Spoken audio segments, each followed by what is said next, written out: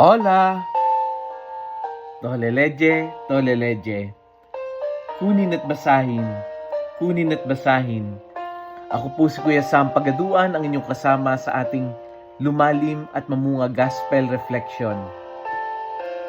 Ngayon ay March 17, 2026. Ang mabuting balita ng Panginoon ayon kay San Juan.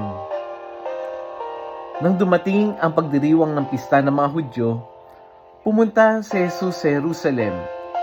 Sa lungsod na ito, malapit sa pintuan ng mga tupa, ay may malaking deposito ng tubig na may 5 portiko. Kung tawagin ito sa wikang Hebreo ay Bethesda.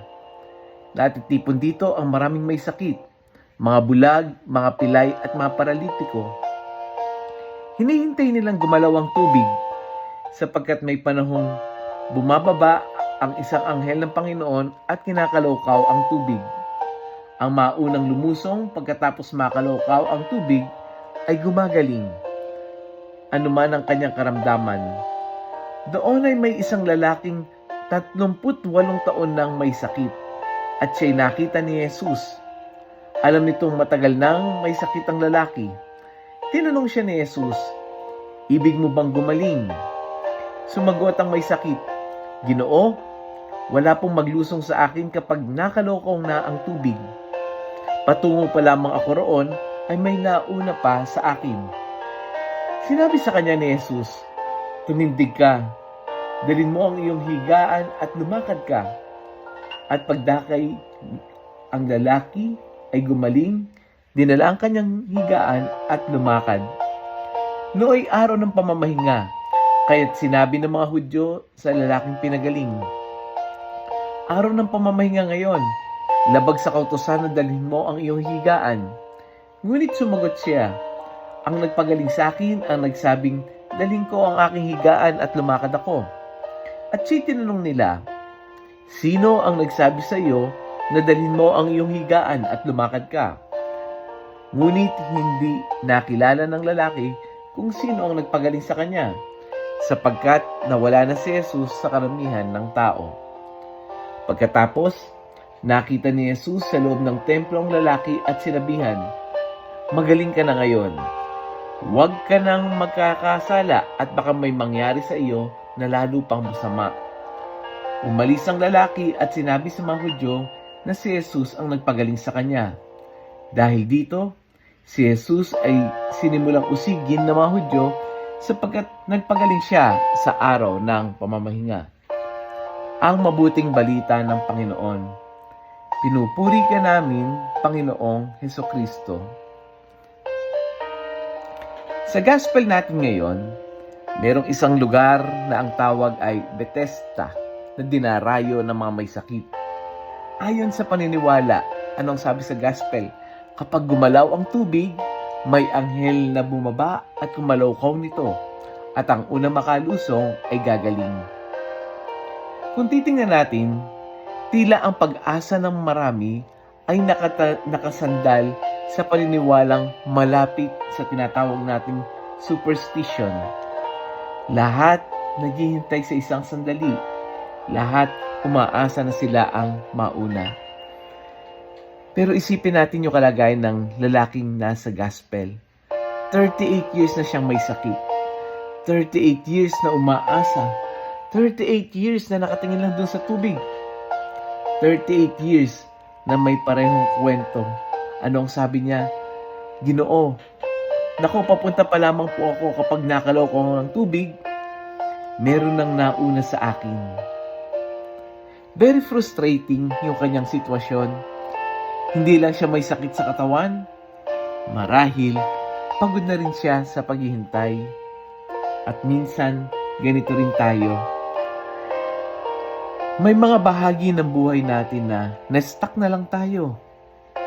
Feeling natin hindi na tayo gumagalaw. Paulit-ulit ang araw, paulit-ulit ang dasal, paulit-ulit ang pag-asa. At habang tumatagal, may tendency tayong kumapit sa kung ano-anong paraan, sa mga paniniwalang baka sakaling gumana. Kadalasan sa mga superstition, kaya anong sinasabi natin? wala namang mawawala. Minsan, sinusunod na lang natin yung mga pamahiin. Minsan, nagbabaka sakali tayo. Pero sa gospel natin ngayon, merong isang napakagandang detalye ang nangyari. Hindi yung tubig sa portiko ang lumapit sa lalaki, kundi si Jesus mismo ang lumapit sa kanya. Hindi sinabi ni Jesus na, o sige, hintay mo ulit na gumalaw yung tubig. Hindi rin niya sinabing, subukan mong tumakbo ng mabilis, subukan mo mauna sa susunod. Sa halip, direkta siyang tinanong ni Jesus ng, ibig mo bang gumaling? Pagkatapos, anong sabi ni Jesus? Tumayo ka, buhatin mo ang iyong higaan at lumakad ka.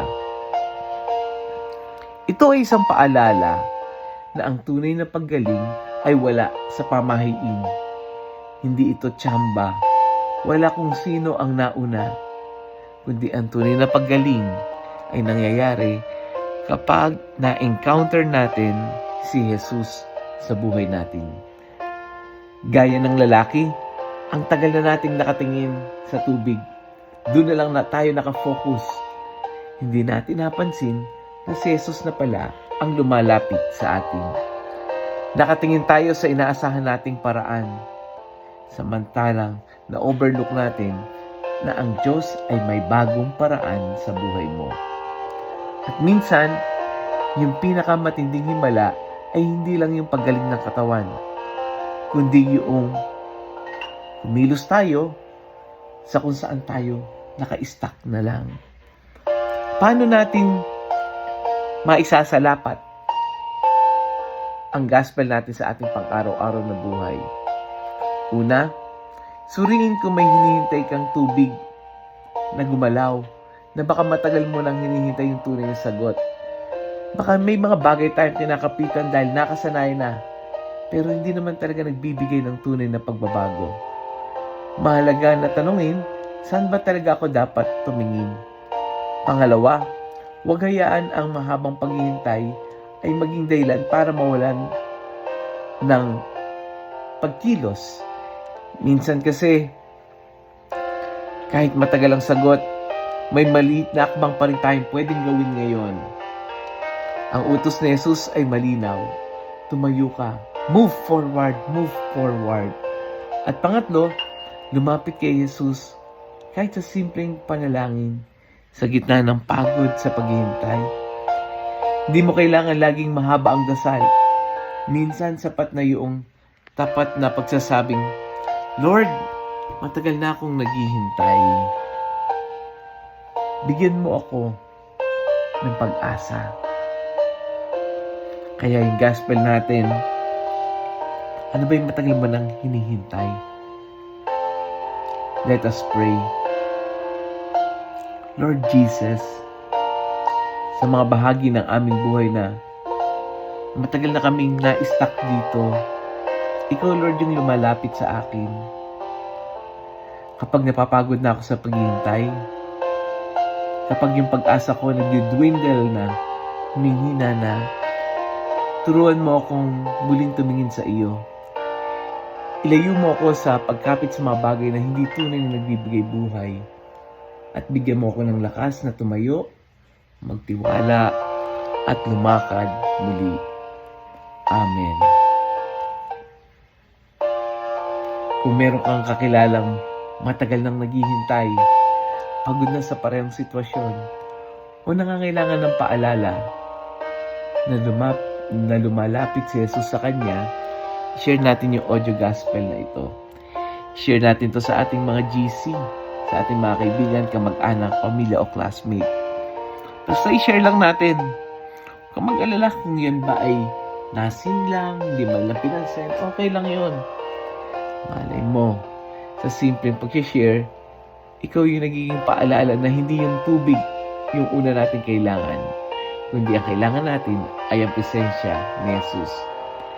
Muli, ako po si Kuya Pagaduan, magkariningan tayo muli. Laging nagpapaalala, halina, tayo ay lumalim at mamunga. Lumalim sa pananampalataya at mamunga na mabubuting gawa. God bless us all.